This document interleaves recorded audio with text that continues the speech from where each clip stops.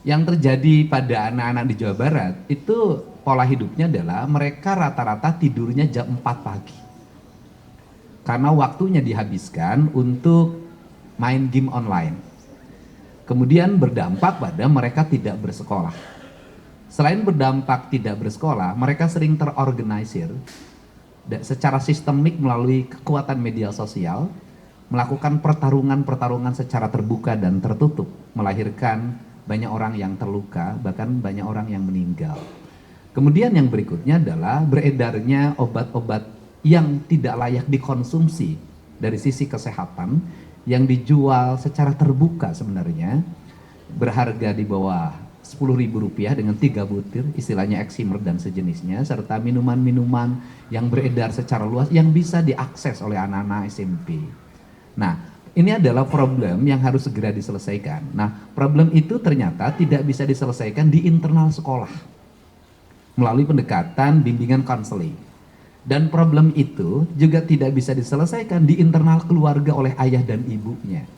Nah, karena problem ini tidak bisa diselesaikan di sekolah dan di keluarga, serta tidak semua problem itu bisa ditangani lewat peradilan anak, maka harus ada upaya jangka pendek yang bisa dilakukan melalui pola pendidikan disiplin siswa. Dalam kaidah bahasa saya adalah pendidikan bela negara dengan penguatan pendidikan berkarakter. Maka kami menggandeng lembaga TNI, karena TNI memiliki pengalaman dalam melakukan pola pendidikan baik untuk kalangan militer maupun kalangan sipil. Di kalangan sipil dikenal namanya prajabatan.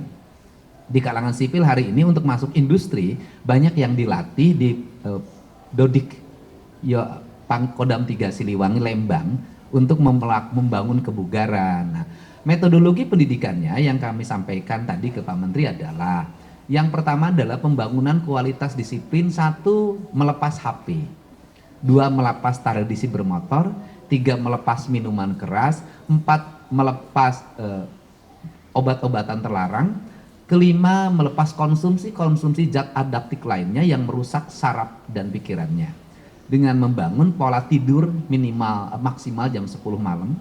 Kemudian mereka bangun jam 4 pagi, mereka mandi, salat subuh bagi yang beragama Islam, membereskan ruang tempat tidurnya, masuk ke masjid, dan kemudian mendapat bimbingan rohani dari kiai yang menjadi bimbingan konselingnya. Setelah itu mereka sarapan pagi, setelah sarapan pagi mereka berolahraga, setelah mereka berolahraga mereka langsung mengikuti ruang kelas pembelajaran sebagaimana dia didapatkan di sekolah. Kami mendatangkan guru dari berbagai tempat, dan kemudian setelah itu mereka salat duhur, kemudian istirahat. Setelah istirahat mereka mengikuti program minat dan bakat melalui pendekatan olahraga, dan kemudian maghrib dia masuk masjid lagi, belajar ngaji lagi, kemudian sampai isya, dan kemudian nanti mereka makan malam dan kembali ke tempat mereka tidur untuk tidur malam.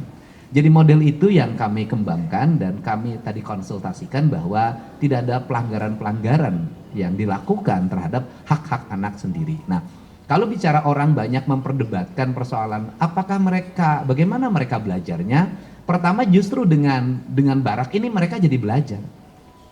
Mereka jadi ada gurunya. Kenapa? Karena selama ini mereka bolos. Mereka tidak pernah belajar. Bangunnya rata-rata jam 10 siang. Nah, ini adalah. Kemudian yang kedua, bagaimana lingkungannya di barak itu, di komplek pendidikan itu mereka mendapat lingkungan yang baik.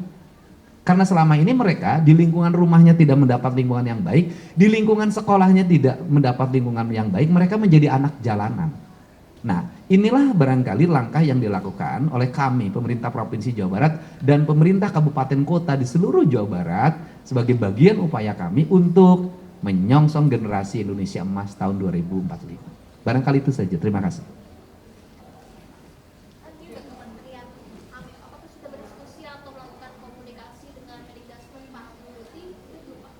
Ya, setelah ini kami akan juga menyampaikan, dan begini deh, kalau sekarang itu kami mengajak pada semuanya untuk melihat.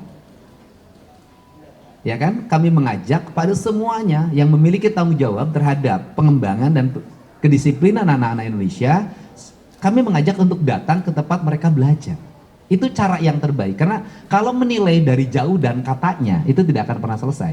Tapi yang terbaik adalah mengunjungi. Setelah mengunjungi, kalau banyak pakar yang dimiliki, punya bimbingan konseling, psikologi anak, ahli gizi dan sejenisnya, bawa ke tempat berlatih. Jadilah mereka menjadi bagian dari kesempurnaan pendidikan yang kami lakukan. Yang kita akan lakukan. Ya, kita tidak mempunyai target berapa siswa. Adalah setiap orang tua yang akan meminta anaknya dididik oleh kami melalui pola pendidikan disiplin ini, kami menerima dan kami akan dibuat gelombang pertama, gelombang kedua, gelombang ketiga, dan seluruh rangkaian ini adalah orang atau anak yang diantar oleh orang tuanya. Kami tidak menerima anak yang tidak berdasarkan persetujuan orang tua.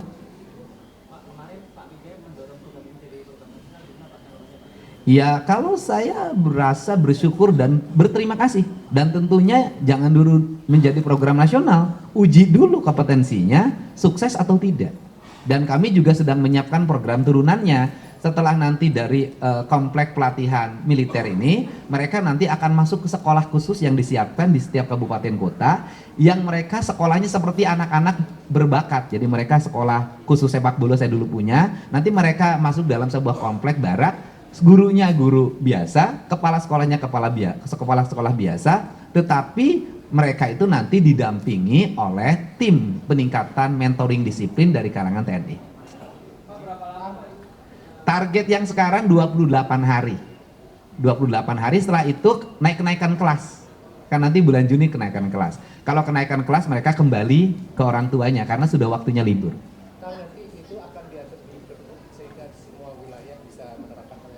Oh, sudah ada surat edaran yang disampaikan ke bupati wali kota di seluruh Jawa Barat.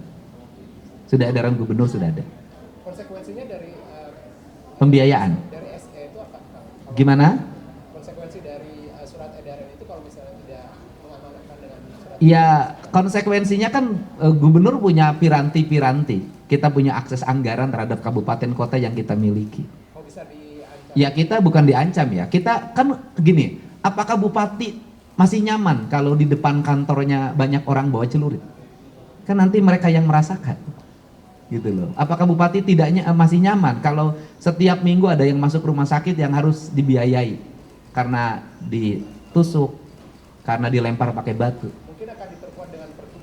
Setelah ini akan kuat kami dengan pergub.